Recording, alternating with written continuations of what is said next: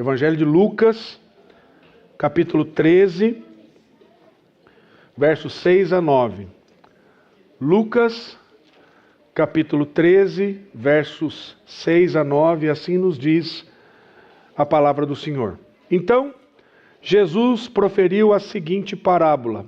Certo homem tinha uma figueira plantada na sua vinha e vinha procurar fruto nela, e não achou. Pelo que disse o viticultor: há 3 anos venho procurar fruto nesta figueira, e não acho. Podes cortá-la, para que ela ainda ocupando inutilmente, porque ela está ainda ocupando inutilmente a terra. Ele, porém, respondeu: Senhor, deixa ainda este ano, até que eu escave ao redor dela e lhe ponha estrume. Se vier a dar fruto, bom. Se vier a dar fruto, bem está. Se não, mandarás cortá-la. Se vier a dar fruto, bem está. Se não, mandarás cortá-la. Senhor, nós te agradecemos pela tua palavra, pelo tempo que nós temos na tua presença de adoração, de comunhão, de relacionamento, mas acima de tudo de exaltar e glorificar o teu nome. E agora nós queremos ouvir a tua voz. E o desejo do meu coração é que as palavras dos meus lábios e o meditar do meu coração sejam agradáveis na tua presença. Meu Senhor, minha rocha, meu Redentor, amado da minha alma, em nome de Jesus. Amém. Quero fazer a mesma pergunta que eu fiz para as crianças para você. Você já teve a oportunidade de plantar uma árvore? Escrever um livro já? Plantar árvore, escrever um livro. Eu estou querendo escrever um livro, não sei se vai sair, mas estou querendo. Árvore já plantei. E talvez você tenha aí plantado uma árvore frutífera. Quem sabe um pé de laranja, um pé de limão, ou até uma mangueira, como disse aqui o Pedrinho. Né? E o que você espera quando você planta uma árvore frutífera? A coisa lógica, que ela dê frutos. Que ela dê frutos. Agora, nesse processo você cuida, você rega, você namora ali a sua árvore, desejando que os frutos venham e espera para que isso aconteça no tempo oportuno. Agora imagine que você faz tudo isso de maneira como deve ser e não dá fruto nenhum. Qual seria o seu sentimento? De alegria, de satisfação, de gozo? Não, com certeza é um sentimento de frustração, talvez alguns até de ira. Porque é frustrante você cuidar, você regar, você adubar, e quando chegar o tempo correto, você não encontrar fruto nenhum.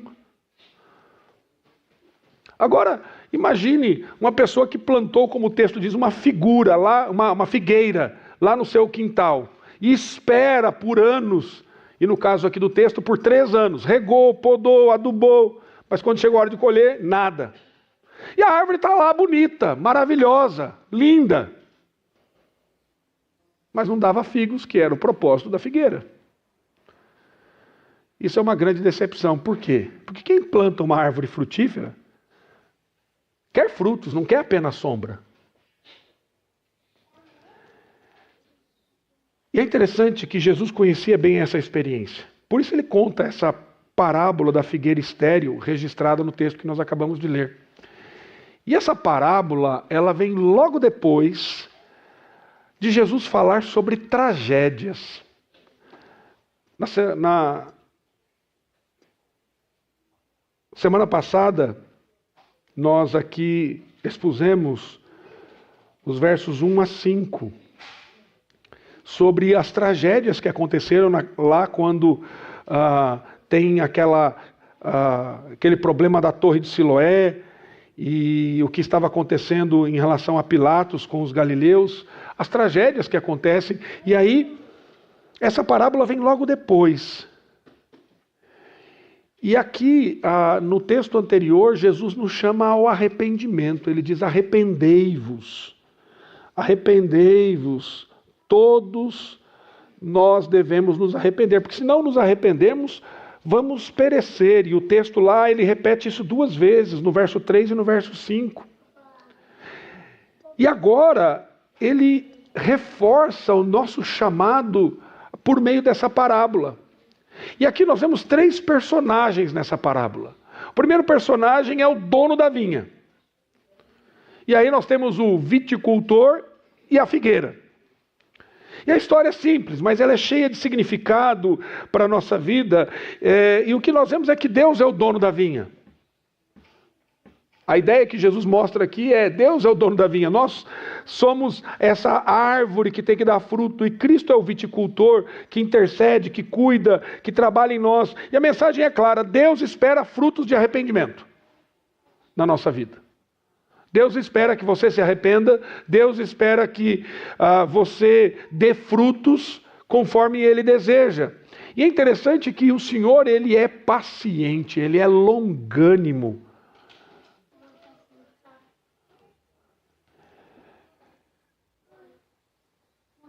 Olhando para esse texto, eu quero meditar e refletir sobre o que Deus espera de nós. E o que Deus espera de nós? Deus espera que demos frutos. E olhar para esse texto e ver a paciência e o juízo de Deus na nossa vida. O Evangelho de Lucas, meus irmãos, apresenta Jesus caminhando rumo a Jerusalém. E nós estamos aqui nessa jornada. Jesus está indo para Jerusalém, e aqui nos últimos capítulos, capítulo 12, capítulo 13, ele fala muito sobre vigilância, ele fala sobre juízo, ele fala sobre arrependimento. E o capítulo 13 começa com notícias trágicas, as tragédias que acontecem dos versos 1 a 5, os galileus mortos por Pilatos e pessoas que morreram ali pela Torre de Siloé, com a queda da Torre de Siloé. E Jesus, ele chama a nossa atenção nesse primeiro momento, não para olharmos para as tragédias, mas para nos arrependermos dos nossos pecados e estarmos prontos para encontrar com Jesus em qualquer momento da nossa vida. E agora, nós, olhando para essa parábola, nós vemos algumas coisas que ele quer nos mostrar. E o que ele quer mostrar para nós? Ele quer mostrar que o arrependimento não é apenas uma palavra, mas isso deve ser e deve gerar um fruto real, verdadeiro. O povo de Israel, ele tinha privilégios espirituais. Povo eleito de Deus. Povo guardador da mensagem da redenção, da grande história da redenção. Mas o que estava acontecendo? Eles permaneciam estéreis. Eles não davam frutos. Eles eram como uma figueira verde, bonita por fora, frondosa, linda, mas sem frutos. Mas sem frutos. E a parábola que Jesus nos conta tem uma mensagem muito importante para o povo de Deus. Para aquele tempo, para aquele momento, o Senhor Jesus está confrontando eles, mas também para nós hoje, para cada um de nós aqui e agora, em 2025, onde o Senhor nos chama para dar frutos. Deus nos plantou na sua vinha, Ele nos deu vida, Ele nos deu redenção, Ele nos redimiu por seu amor, e nós devemos dar a Ele toda a honra, toda a glória, tudo a Ele. E Ele cuida de cada um de nós, com amor longânimo, com paciência. E o que Deus espera de mim e de você? Uma resposta frutífera, uma resposta que glorifique o nome dEle, que exalte o nome dEle. Diante dessa realidade, em primeiro lugar, Deus procura frutos na nossa vida. O versículo 6 diz: certo homem tinha uma figueira plantada na sua vinha, e vindo procurar fruto nela, não achou. Os verbos aqui são fortes no texto, porque o texto diz que o homem tinha uma figueira, ou seja, pertencia a ele, era dele. Ela estava plantada em sua vinha. Você prestou atenção? Uma figueira plantada na vinha. Não é uma figueira plantada no quintal. Ele tinha uma vinha. E ele plantou na vinha um lugar de fertilidade, um lugar que era bem cuidado, ele planta uma figueira. E o dono da figueira, ele vem procurar fruto. E não uma vez, mas repetidamente. A ideia dessa procura é uma procura contínua, repetida, contínua e constante. E o resultado está claro. Ele não achou nada. Ele não achou nada. E diante dessa realidade, a expectativa era, obviamente, muito lógica. Ele esperava o quê? Figos. Ele esperava frutos. Você não fica irritado quando você vai na padaria e não tem pão? Quantas vezes eu fui na padaria e eu saio irritado porque não tem pão? Ou seja, se você vai na padaria, eu não quero bolo, eu não quero pastel, eu não quero pizza. E em tudo isso tem lá. Mas eu quero pão. E você chega na bendita da padaria, não vou falar o nome, mas vou dizer que ela é na esquina da Barão do Bananal com a Coronel, né? E aí ela não tem pão.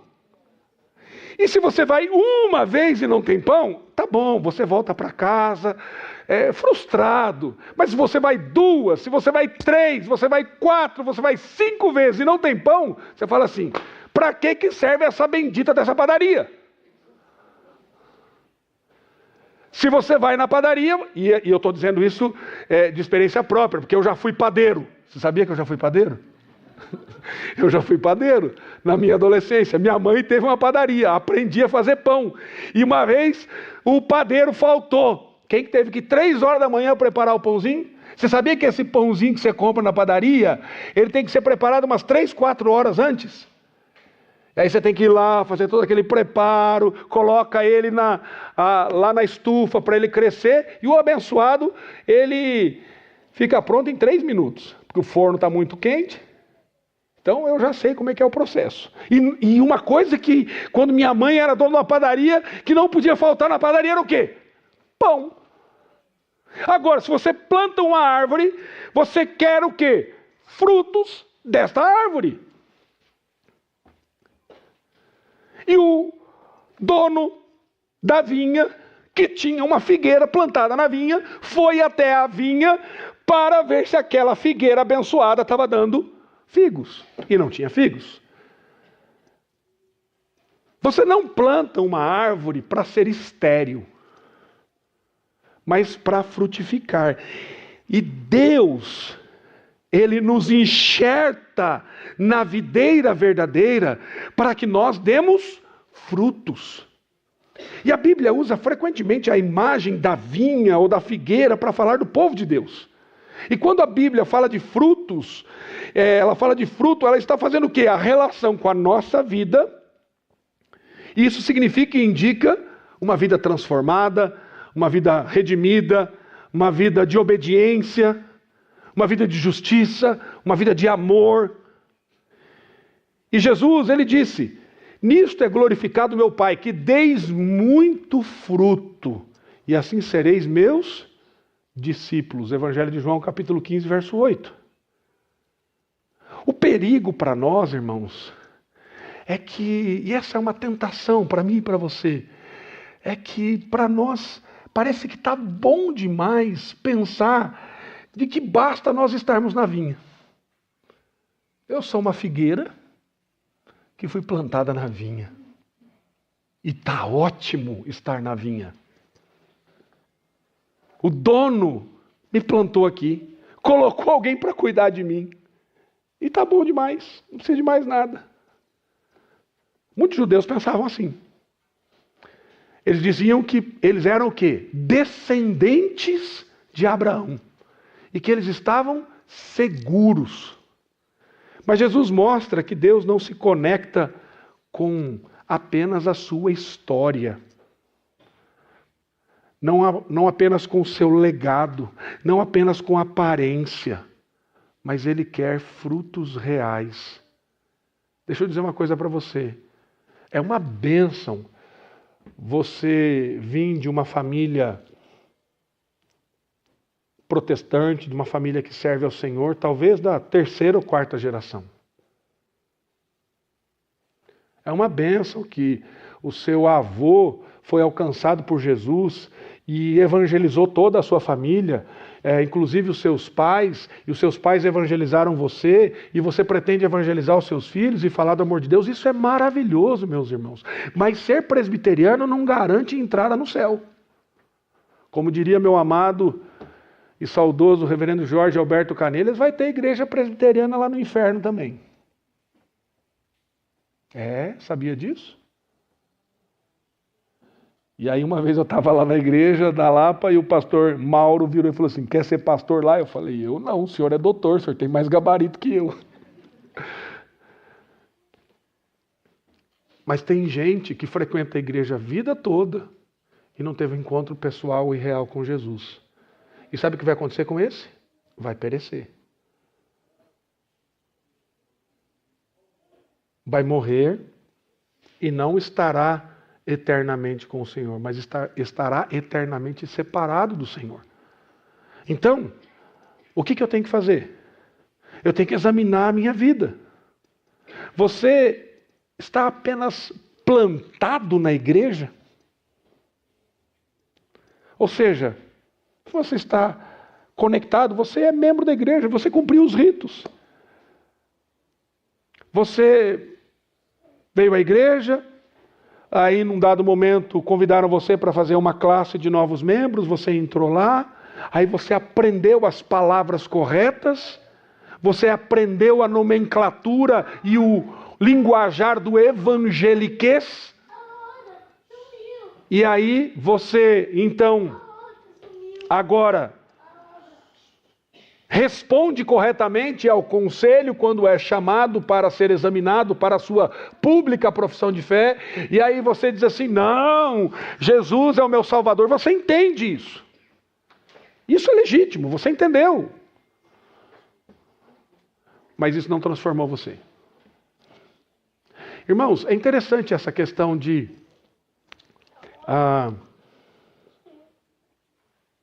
sermos membros de uma igreja e termos uma origem protestante e não frutificarmos.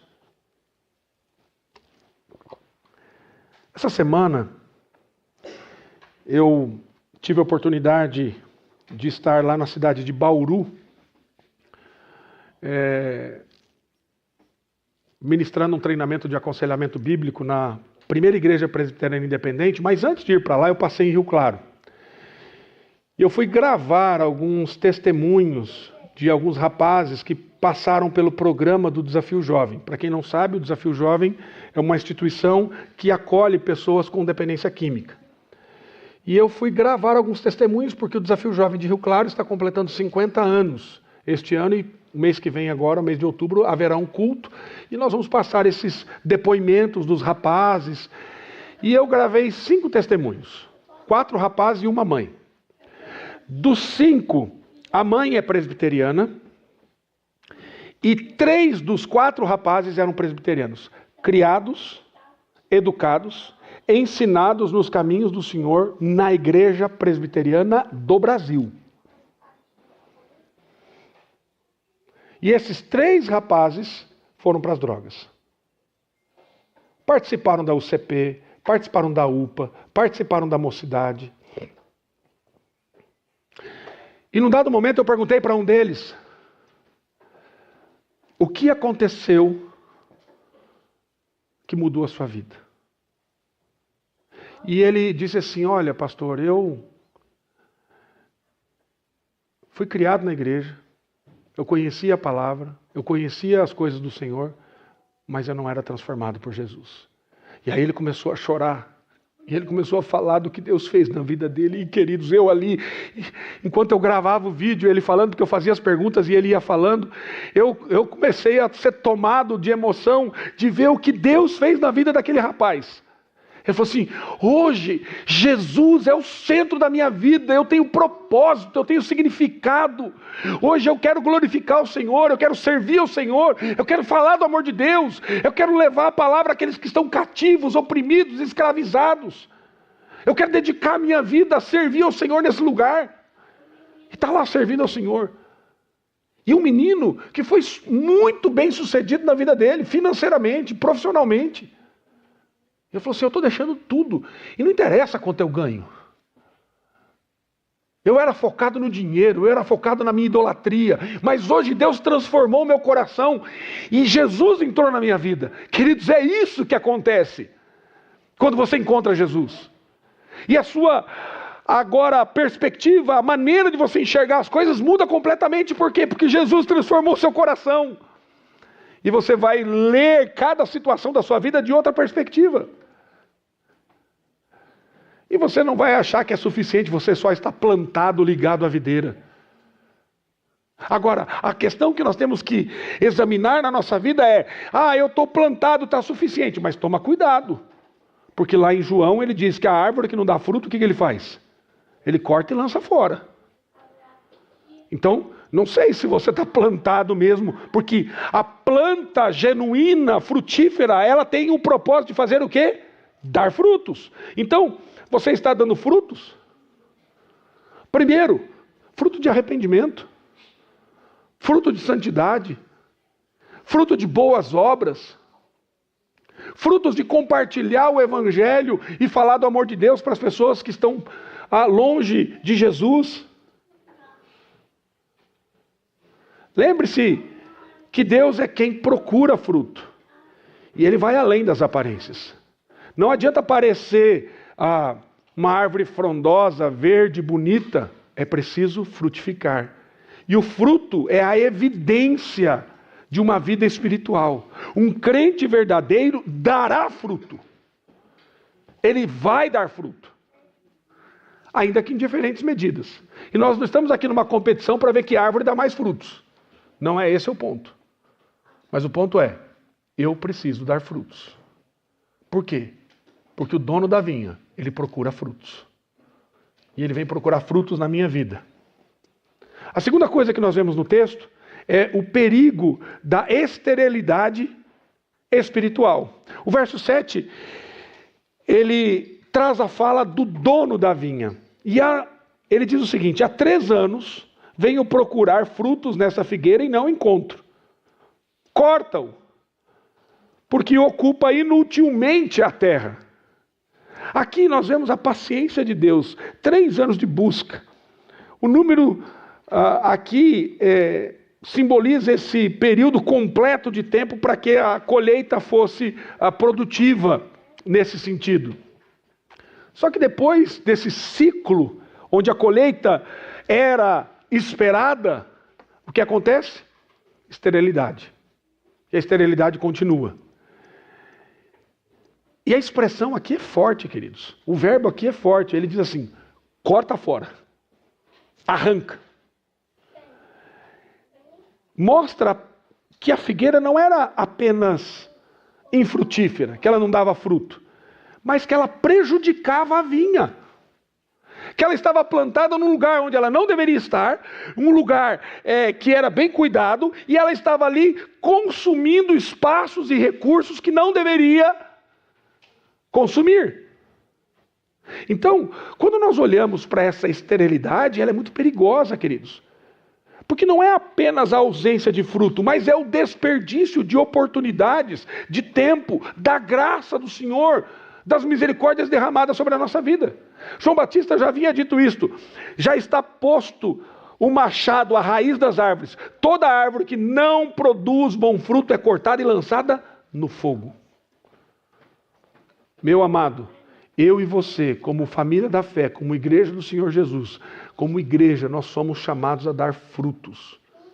Quais os frutos que nós damos onde nós estamos plantados? Por isso que nós usamos essa expressão, estamos plantando uma igreja, né? Nós estamos plantando 2 igrejas, uma lá na Luz e uma lá na Zona Norte, na Vila Paiva. Qual é o nosso objetivo com estas plantações? Que elas deem frutos. Nós estamos aqui plantados há 61 anos. Quais são os nossos frutos? Quais são os nossos frutos nesse bairro? Porque se nós não frutificarmos, nós perdemos a razão. Nós perdemos o significado. Nós perdemos o propósito. Jesus disse em João 15 que o ramo que não dá fruto é cortado e lançado fora. Portanto, meu amado, deixa eu dizer uma coisa muito séria com você. Não desperdice a graça de Deus manifestada na sua vida. Não desperdice a graça de Deus. Você tem tempo, você tem vida, você tem oportunidades, você tem a palavra, você tem a igreja, você tem comunhão. Mas tudo isso deve resultar em frutos. Frutos de arrependimento, frutos de obediência, frutos de justiça, frutos de amor, frutos de comunhão. Então não desperdice a manifestação da graça na sua vida. Cuidado com a esterilidade confortável. Às vezes nós estamos verdes, com aparência saudável, mas sem frutos. Não se engane com a aparência. Deus, ele olha para o nosso coração. Deus, ele conhece as motivações do seu coração. Deus conhece aquilo que passa lá no íntimo, no recôndito do seu coração. Não é o que eu vejo, o que você vê, mas é aquilo que ele vê. E lembre-se de uma coisa muito séria. Lembre-se do juiz de Deus. Ele é paciente, mas não tolera eternamente essa esterilidade. Veja se você realmente é do Senhor.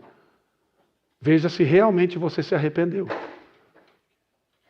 E em terceiro e último lugar, nós vemos que essa paciência de Deus, nós vemos a paciência de Deus e a urgência do arrependimento.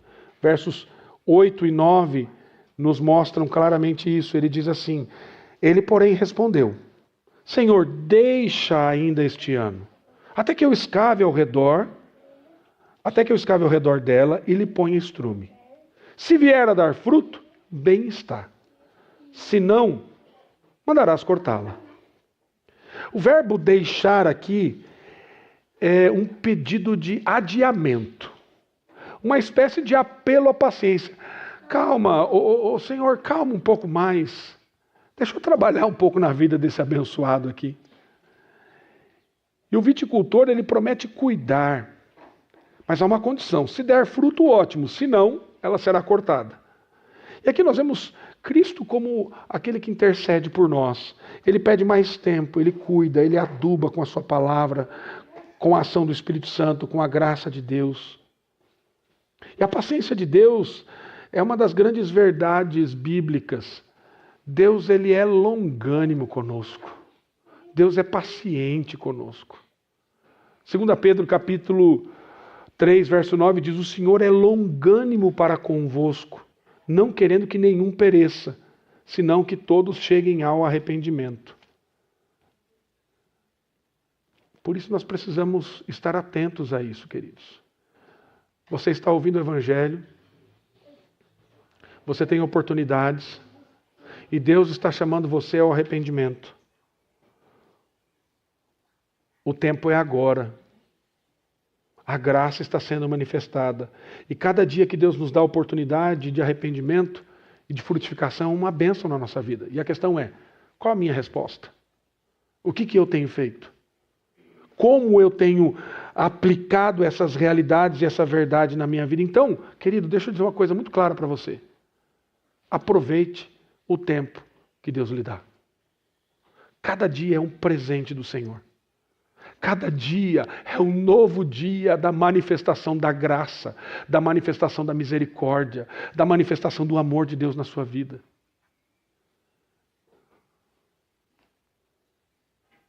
Como diria minha querida amiga, que já desfruta das bênçãos do Senhor e da presença eterna do Senhor, Dona Amélia Duque Estrada: pastor, vamos dormir, porque amanhã experimentaremos misericórdias novas. E eu acrescentaria: misericórdia, graça, amor, paciência do Senhor, o longo ânimo do Senhor. Então, querido, o dia é hoje, o dia é agora. Frutifique ao Senhor, frutifique se arrependendo, responda ao cuidado de Cristo. Sabe o que Ele faz conosco nessa analogia? Ele cava, Ele aduba, Ele trabalha em sua vida como? Por meio da palavra, pela ação do Espírito Santo. Nós vemos isso na dinâmica do discipulado. E o que os discípulos fazem quando Jesus anda sobre as águas? Porque eles ficaram irritadinhos lá, porque eles queriam descansar e não tiveram descanso, lá no Evangelho de Marcos, no capítulo 6. E aí, Jesus manda eles entrarem no barco, no meio de uma tempestade, eles olham Jesus andando sobre as águas, um milagre espetacular, maravilhoso, uma coisa que você não vê a qualquer momento, e aí eles ficam atônitos, porque eles veem fantasmas. Por quê? Porque o coração deles estava endurecido. Porque o coração estava endurecido. Querido, não endureça o seu coração mediante a graça e a misericórdia do Senhor, manifestada todos os dias. Quantas vezes o Senhor tem mostrado a você o seu amor, a sua graça, a redenção? Então não endureça o coração. Não confunda paciência com indiferença. O fato de Deus não julgar você imediatamente não significa que Ele aprova a sua esterilidade. Então dê frutos. O Senhor nos chama para dar frutos. O Senhor nos chama para frutificar aqui, onde nós estamos. Onde Deus colocou você. Onde você mora. Você tem, pelo menos, tentado se relacionar com as pessoas com quem moram próximas a você? Com quem trabalham ao seu lado? Pergunta, eles sabem que você está plantado na vinha? Eles sabem que você é um servo do Senhor Jesus? Eles sabem que você tem as palavras de vida eterna recebidas do Senhor que você pode dar a eles? Entenda, meu amado, que Deus procura frutos na sua vida. Ele nos plantou em sua vinha. E Ele nos dá tudo o que nós precisamos. O apóstolo Pedro diz que tudo o que é necessário para a vida e piedade nós recebemos do Senhor Jesus. Então você não tem nada faltando para você dar fruto. Você tem tudo necessário para que você dê fruto. Agora fique atento ao perigo da esterilidade real. Uma vida sem frutos é uma vida que ocupa inutilmente a terra. A paciência de Deus é grande. E Ele trabalha em nós. E nós temos que entender que o tempo que nós temos é hoje, para nos arrependermos e frutificarmos. É isso que o Senhor está chamando. Eu não sei, você não sabe quando será o último dia da sua vida, o último ano da sua vida. Por isso, o que o Senhor fala conosco aqui é claro: arrependa-se hoje. Dê frutos hoje. Responda à graça de Cristo hoje. Assim como o dono da vinha procurava frutos, Deus procura frutos na nossa vida. Assim como viticultor que diz que vai cuidar daquela árvore, o Senhor Jesus intercede por você e cuida de você. Mas chegará o momento que não haverá mais adiamento. A maior tragédia não é morrer num acidente, não é ter uma doença incurável, mas é morrer sem o arrependimento. Sem ter Jesus no coração, sem ser frutífero. O chamado de Jesus para nós é: arrependei-vos e dai frutos dignos de arrependimento. Essa é a mensagem do Senhor, essa é a mensagem para a nossa vida. Que o Senhor nos abençoe, que Ele nos dê graça e que Ele nos fortaleça em nome de Jesus. Amém.